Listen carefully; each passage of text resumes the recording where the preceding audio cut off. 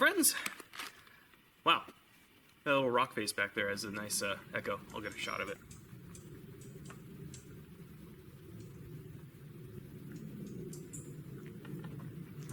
Well, welcome. I am Samwise. This is another backpacking meal review on Samwise Outdoors. This is something kind of different.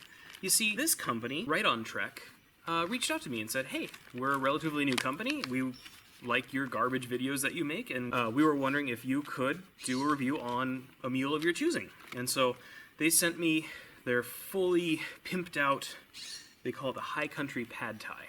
And it's also a little bit different because it isn't just a standard like dump in hot water and eat kind of thing. There's actually some cooking involved, which requires a little bit more time, a little bit more fuel, and some dishwashing know-how, and luckily I know a guy who's got one right there.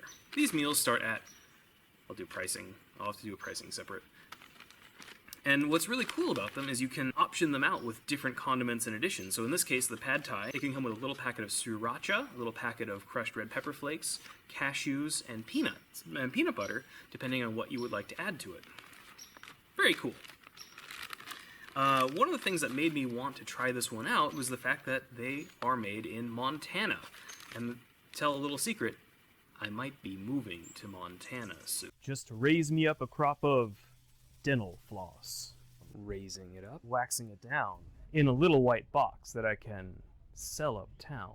By myself, I wouldn't have no boss, but I'd be raising my lonely dental floss. So let's see what they have to say. Eating well in the backcountry just got a lot easier.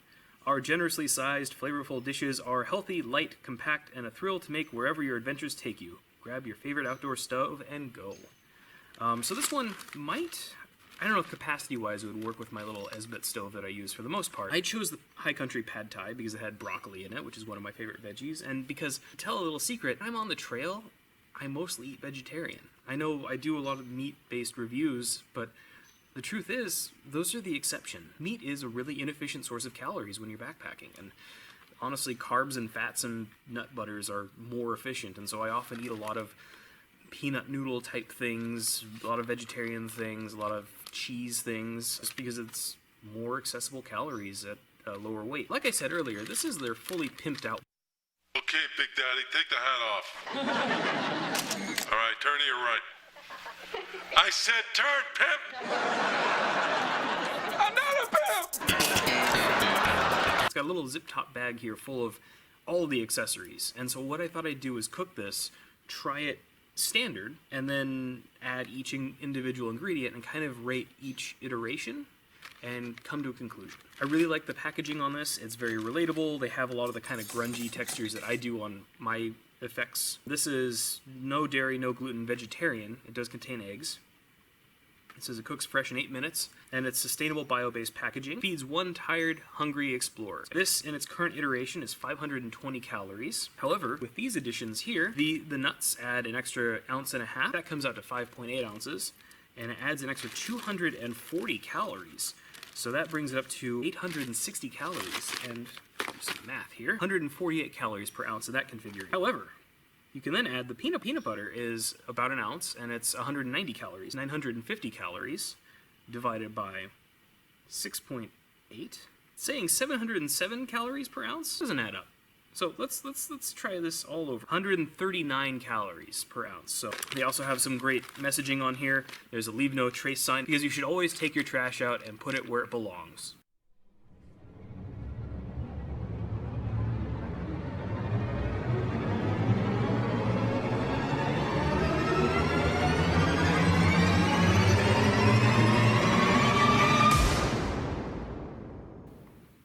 So what are the ingredients? Rice noodles, peanut soy curls, whole sugar, MCT powder, which I think is something associated with ketogenic dieting, Mari powder, apple cider vinegar, modified food starch, broccoli, green onion, garlic powder, salt, lime juice powder. It does contain egg, peanuts, and soy.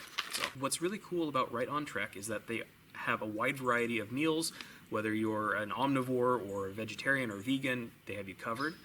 They also do breakfast, lunches, and dinners. The lunches are mostly snacky things, and you can buy complete day meal kits. So you choose what you want for breakfast, what you want for lunch snacks, and what you want for dinner. They'll ship it to you. One of the other great features is they assist with meal planning for you. So if you go on their website, put in the information, I'm doing this many miles, this many days, I want this many calories, this dietary profile, they'll throw together a full meal plan for you that you just buy their boxed meals and they ship them right to you. It's really cool. Now, the rep said that they are expanding into some REIs, which means they'll be readily accessible, but you can always buy them online at their website. Another thing that was mentioned is that, I guess Backpacker Magazine was raving about their mac and cheese.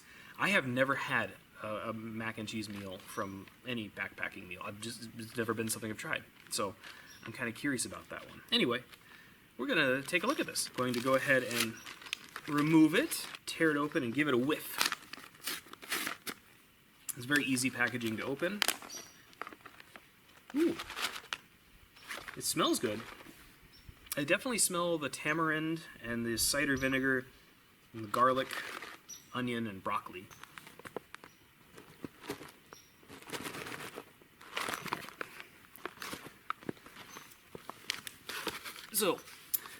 So let's get that going. Let's go through the cooking directions here. Boil about 10 ounces of water.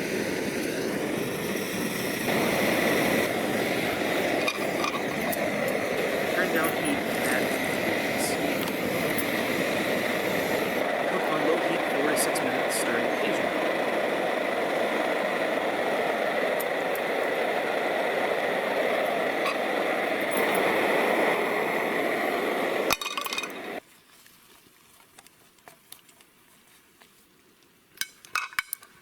Turn off heat and cover for 3 minutes.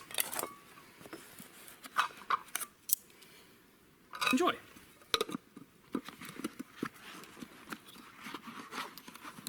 Now we wait. Now there was a mixed reaction of sorts last time I told a story. Now, some people didn't really care, some people did, so I'm just going to tell another one. This isn't my first time having pad thai on the trail. I had it one other time. You see, back in 2017, my wife and I did the Lost Coast Trail, and it was challenging. A lot went wrong leading up to it, and a lot went wrong during it. In the lead up, my dehydrator ran away and destroyed the meal I was making for her. At the time, my wife was vegan, and so I was very pressed for options. Normally, I made food for her. However, without a dehydrator, it just wasn't a viable option. So we went to REI, and a friend I grew up with, we were drama kids together in high school, actually drama and choir, come to think of it. He recommended Backpacker's Pantry's pad thai. And, you know, I trusted him. I'd had luck with Backpacker's Pantry. Like, they used to make these really nice scrambled eggs that were just phenomenal. I figured why not? We'll try it. So we get out to the Lost Coast, and the first day was okay. But we ran into some problems very early on. She had developed some bad blisters on her feet, which caused her to walk with an eccentric gait, and it hurt some of her leg muscles. So by the second day, we realized we just couldn't keep walking on the beach, and we decided to go inland on the third and fourth day and make a loop back. We miscalculated how much altitude we would be gaining going inland on the Lost Coast. It was insane. We traveled, I think, 4 miles in about 4 hours. We gained, I'd have to look it up, but we gained I think 1,100 feet in the first mile alone. It was just basically straight up switchback, switchback, switchback. On top of it, it was dry. There wasn't a lot of water inland, and so we didn't have, we kept running low and running low and running low. We were hoping we could make it to Maple Camp by the time night fell. Well, we reached the turnoff for the camp we planned on staying at. It wasn't Maple Camp, it was the other inland camp. And then the trail was just completely overgrown, and we just got a bad feeling that maybe we shouldn't go there. So we decided to try and press on to Maple Camp, which was further south and not further along, but night was falling. And the trail there is very technical and very narrow. And the ridge is the width of the trail, and then it's just drop on either side. And we didn't want to do that in the dark. And so we reached a spot wide enough to set up camp, and we had just enough water to cook dinner. And we made that Backpacker's Pantry pad thai, and it was awful. It was the most awful thing I'd ever had on the trail. It tasted like, you know when you get vitamins, like you open up a jar of those green kind of mashed together looking vitamins? It tasted like that smell. That was the principal taste I got from it. But we were so tired, and we were so hungry, and we were so doomed out that we just decided we're going to eat it. And so we ate it mechanically, and we went to bed, and we got ourselves up early, and we managed to get down to Maple Camp, where we found a spring, and we were so excited, and we cameled up and drank so much water. Anyway, it was a difficult trip, and that was a difficult meal. But hopefully, this one won't be. That's what we're looking at there. It looks pretty good. The sauce is tightened up. It looks almost like the real deal. Let's give you some courtesy stirs here. So you can see the peanuts, the broccoli. I guess these are the soy curls. They look good, though. Let's give it a try.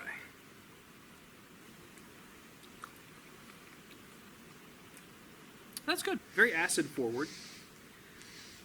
You know, normally pad thai is a balance of sweet, spicy, acid, kind of funky. I love the texture of the rice noodles. Rice noodles are like my new favorite thing for backpacking. I had another meal that used rice noodles instead of rice, and I was like, I want rice noodles on everything now. That review's coming up. It's already in the can, but it's another Thai meal, and I wanted to space things out a little bit, so coming up. Let's try this with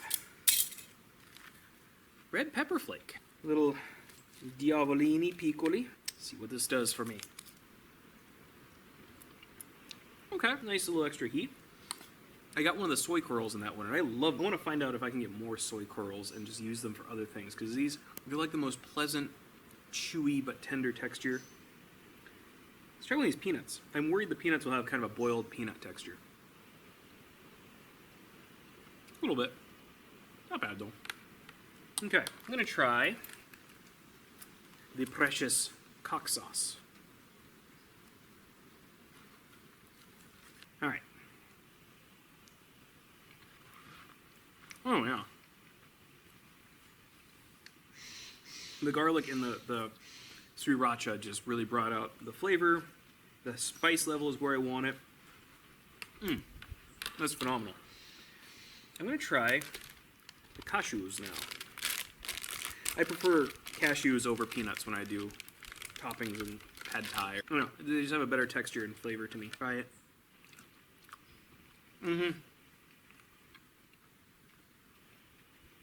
That breaks up the kind of chewy, tender thing going on here.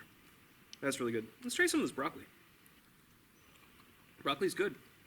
With Right on Trek, one of the things they mention is that they air dehydrate their food. They don't freeze dry. And I'm definitely getting that air dehydrated texture. It's fine. It's perfectly fine. So, cheers to them for doing things different.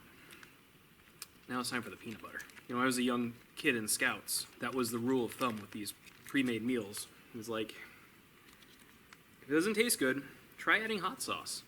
If it still doesn't taste good, try adding peanut butter. This tastes good, but I'm still getting peanut butter. Good taste of peanut butter. All right, so this is the kitchen sink.